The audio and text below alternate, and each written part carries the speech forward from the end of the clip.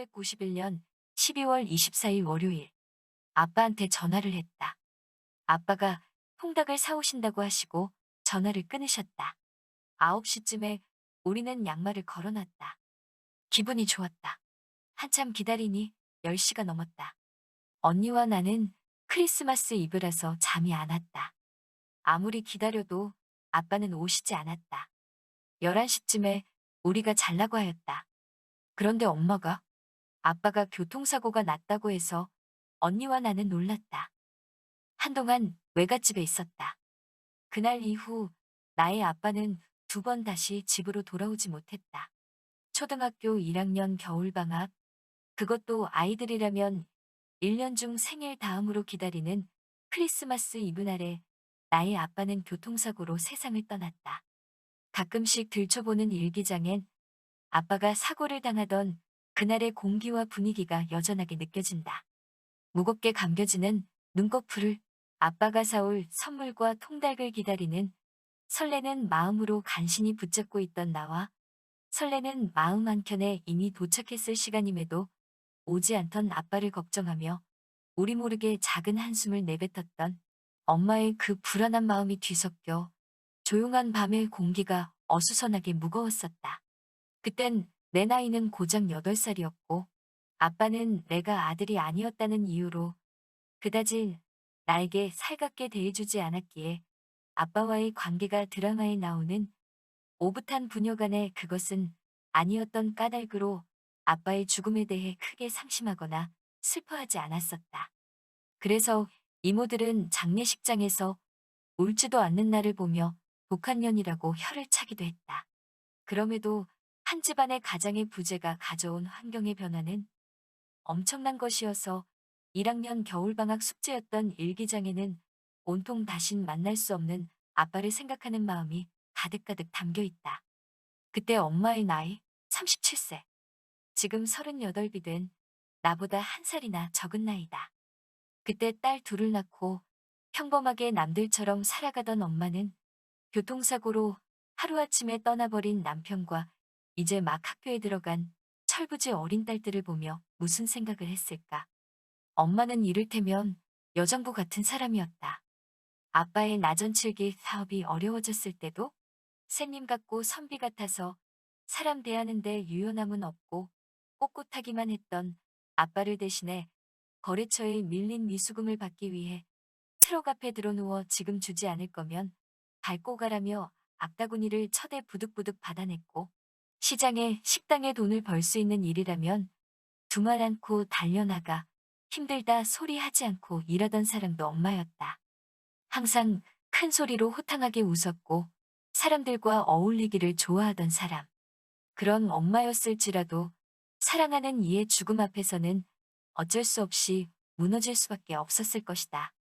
후에 내가 더 컸을 때 엄마는 그때 깊은 우울과 상실감으로 우리를 키울 자신이 없어서 큰아버지 집으로 보낼까 며칠 밤을 고민했었다고 털어놓았다.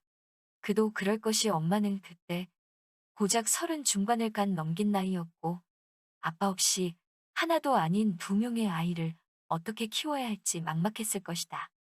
하루아침에 마지막 인사도 없이 떠난 배우자를 잃고 스스로 제어가 되지 않을 정도의 깊은 어둠이었을 자신의 마음을 들여다보고 보듬을 새도 없이 철없던 아이들을 챙겨야 했으니 그때 엄마 마음의 무게를 더하면 더했지 덜해주지는 않던 나와 언니가 엄마는 못내 두려웠을 것이다.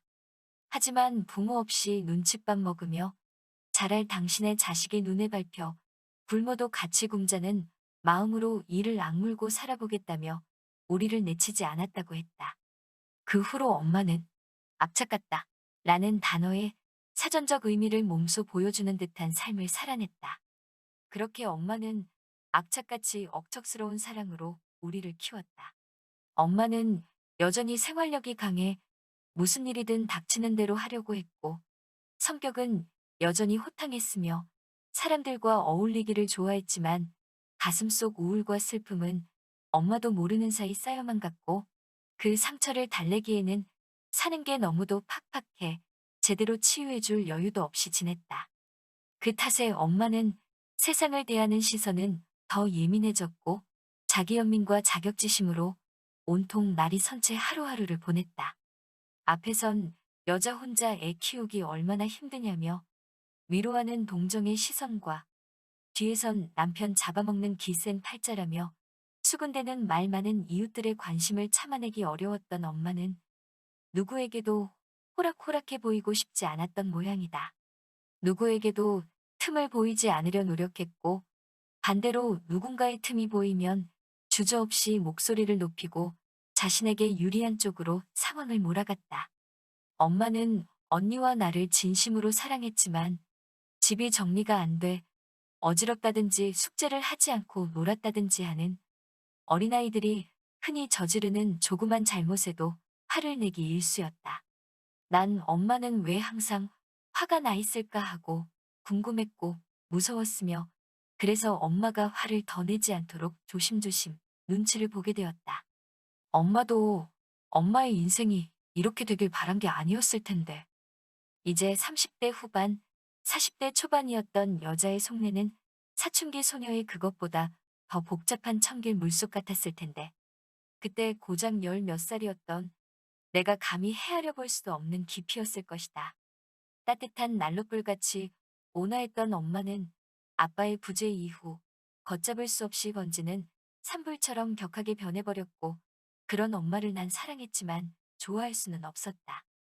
나는 점점 자랐고 혼자 생각하는 것을 좋아하게 되었고 내가 생각하는 이성적인 것과 교양이라는 개념과 엄마는 너무도 반대되는 곳에 있었다.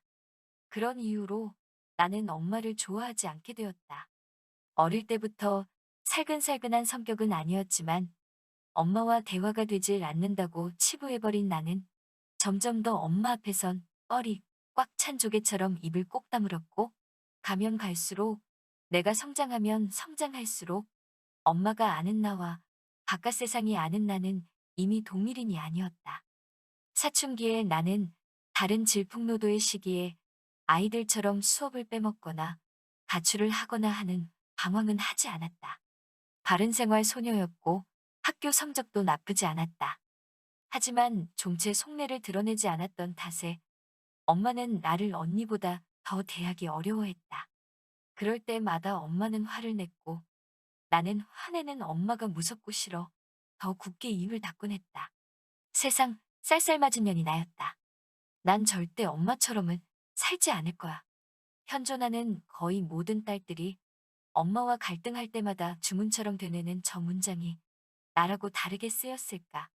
난 절대로 엄마같이 암울하고 우울하게 아득바득 이를 갈 듯 인생을 살지 않을 거라고 계속해서 되새겼고 다그쳤다.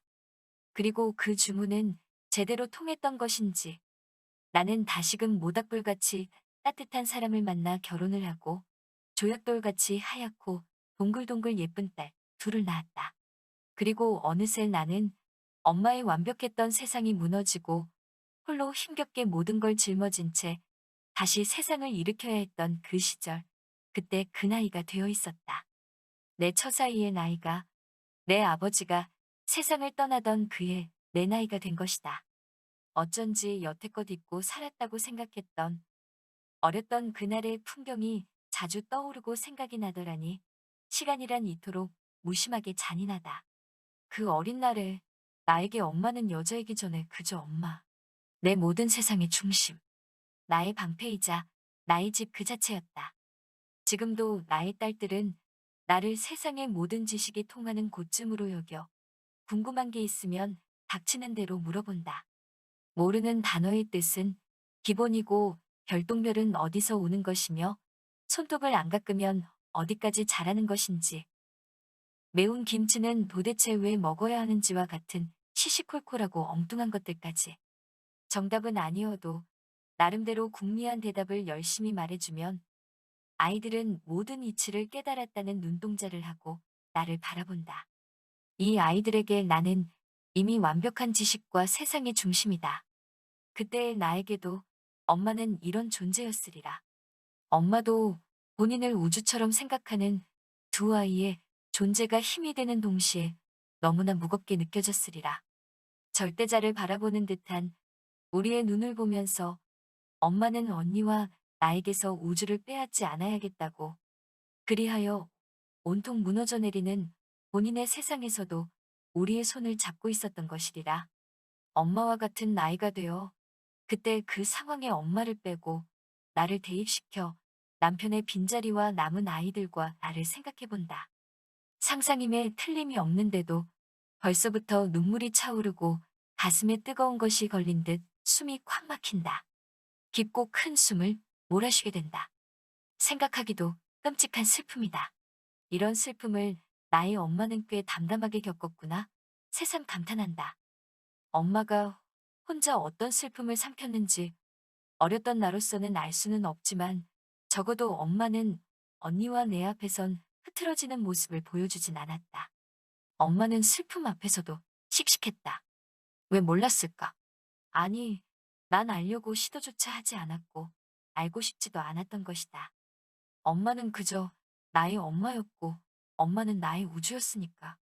지금 38이 된 나는 내 나이가 많다고 생각하지 않는다. 마흔이 코앞이지만 그전 아이는 숫자에 불과할 뿐이기에 여전히 좋아하는 것도 많고 해보고 싶은 것도 배우고 싶은 것도 가보고 싶은 곳도 많은 아직도 청춘이라고 생각한다. 나의 엄마라고 나와 달랐을까? 그때의 엄마는 30하고 7밖에 되지 않는 나이였다. 아직 40도 채 되지 않은 젊다면 젊은 나이. 엄마라고 하고 싶은 게 없고 가보고 싶은 곳이 없었을까? 그 시절 엄마는 아빠를 도와 새로 시작하는 사업을 잘 꾸려나가고 싶었을 것이고 아이들에게 좋은 환경에서 자랄 수 있도록 든든한 울타리를 쳐주고 싶었을 것이다. 슬프고 가엾게도 어쩌면 누구나 이룰 수 있던 이 작고 소박한 꿈은 엄마에겐 허락되지 않았던 것이다. 언젠가 하는 일이 잘 풀리지 않아 철학관에 간 적이 있었다. 그땐 나와 엄마의 관계를 불과 젖은 나무의 관계라고 설명했다. 타오르는 불이 더 잘 붙을 수 있길 도와주고 싶은 마음이지만 그것이 젖은 나무라 끝내 도움은 되지 못하는 관계. 여태껏 살아온 엄마와 나의 모습을 이렇게 잘 표현할 수도 없을 것 같았다. 엄마에게 웃으며 엄마랑 나는 이런 사이래 하고 말할 때 차마 나처럼 웃지 못하던 전화기 너머 엄마의 작은 숨소리가 기억에 남는다. 엄마는 딸에게 도움이 되지 못하는 자신이 애달팠던 것 같다. 난 엄마처럼 살지 않을 거야. 라는 말은 결국 엄마의 인생이 안타깝다는 뜻의 다른 표현이 아닐까 생각해 본다. 이제 8살, 6살 먹은 나의 두 딸들은 나와는 다르게 외할머니를 많이 좋아한다. 갓난쟁이였을 때부터 엄마를 잘 따랐다. 가까이 살지 않아 자주 만나지 못하는데도 가끔씩 만날 때면 해외에서 몇 년 살다가 귀국한 가족을 만난 것처럼 끌어안고 서로가 반가워서 어쩔 줄 모른다. 엄마도 그때 나에게 그렇게 해주고 싶었겠지만 엄마 마음처럼 되지 않아 서로를 힘들게 했을 때와 다르게 지금은 오로지 순수한 애정만으로 그녀의 손녀딸들을 바라보고 놀아주느라 바쁘다. 연기만 자욱하던 불과 젖은 나무 같은 애달픈 모녀 관계에 나의 두 딸들은 상쾌하고 보송보송한 공기 같은 존재로 지금의 엄마와 나를 서로에게 더 상처 주고 아파하지 않고 따뜻한 온기를 유지할 수 있도록 지켜주는 것 같다. 엄마와 딸들이 깔깔거리며 친구처럼 장난치고 노는 것을 보고 있노라면 찬바람과 건조함만 가득하던 내 마음도 어느새 촉촉해지고 슬며시 미소가 얼굴에 번진다. 딸 둘을 낳아서 다행이라고 생각하는 수많은 순간 중에 하나이다. 쉽지 않은 삶을 살았던 엄마에게 이제와 그때 엄마의 인생을 몰라줘서 미안하다고 뜨거운 눈물을 흘리며 절절하게 사과하고 싶은 용기는 지금도 나진 않는다. 다만 모두가 즐겁기만 할 크리스마스에 세상의 절반인 남편을 잃고 앞으로 딸 자식은 찬바람만 불 것이며 죽으림을 다해도 구겨진 옷처럼 좀채 펴지지 않던 살림살이까지 얹어진 퍽퍽하고 고난일색일 그녀의 인생에 그때 엄마 나이가 된 내가 친구처럼 다가가 그녀의 슬픔을 함께 느껴주고 이제껏 살아온 당신의 인생이 결코 완벽하진 않아도 망가진 인생은 아니었으며 지금까지 그랬듯이 당신 딸에게 당신은 영원한 우주로 남을 것이라고 그때 엄마에게 필요했지만 누구도 해준 적 없었던 위로와 응원으로 엄마의 마음속 남아있는 갈증에 목을 축여주고 싶을 뿐이다. 그리고 또 언젠가 내 아빠가 돌아가시던 해 그 나이와 같은 나이가 되었듯이 지금 내 38 나이와 같아질 내 아이들이 설령 나에게 난 엄마처럼은 살지 않을 거야. 라는 비수의 말을 던지더라도 내가 천천히 인생에 스며들듯이 엄마의 진심을 알아낸 것처럼 내 아이들도 엄마라는 존재가 그네들의 인생에 불이 더 잘 타오를 수 있도록 도와주는 마른 장작은 못 들지언정 불꽃들이 사그러들지 않도록 쉼없이 불어주는 풍로 같은 엄마였다고 기억될 수 있길 바란다.